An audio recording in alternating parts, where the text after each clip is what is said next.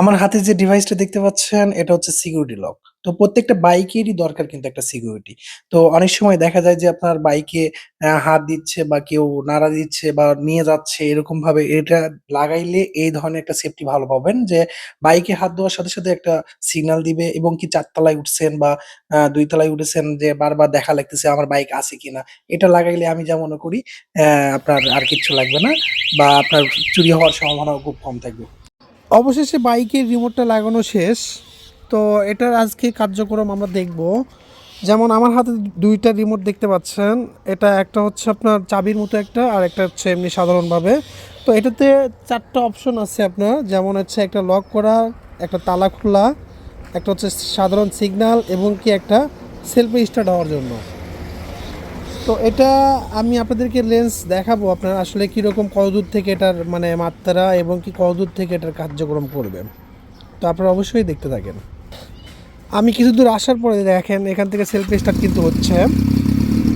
আবার অফ করে দিলাম। এখান থেকে আরও একটু দূরে যাব যে আসলে এর লেন্সটা কত দূর পর্যন্ত হয়। তো আমি বাইকটা কিন্তু অনেক দূরে রাখা আছে আমার। তো আমি কিন্তু অনেক দূরে আছি, এখান থেকে দেখি আবার যে আসলে কার্যক্রম কেমন হচ্ছে। তো এটার থাকে হচ্ছে ৪ তলা পর্যন্ত। আমি ৪ তলাতে আরও একটু দূরে যাই, যেহেতু আমরা এটা যেহেতু পরীক্ষা করতেছি। রিমোটটা কিন্তু আমাদের হাতে, আমরা কিন্তু অনেক দূরে চলে যাচ্ছি, কমপক্ষে ৪ থেকে ৫ তলার কাছাকাছি চলে যাচ্ছি আমরা। তো বাইকটা হচ্ছে আমাদের একদম ওই কর্নারে। এখন দেখি আসলে এটা কীরকম হয়। আমরা অলরেডি ৪ থেকে ৫ তলার মতো একটা গ্যাপে চলে যাচ্ছি।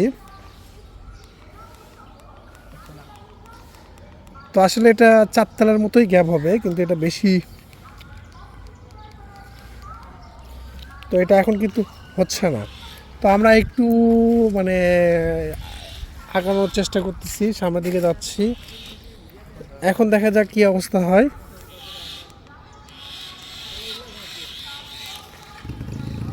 এখান থেকে হয়েছে আপনার। তো অলরেডি ৪ থেকে ৫ তলা মনে হয় কাজ করবে না, হয়তো ৪ তলা পর্যন্ত কাজ করবে।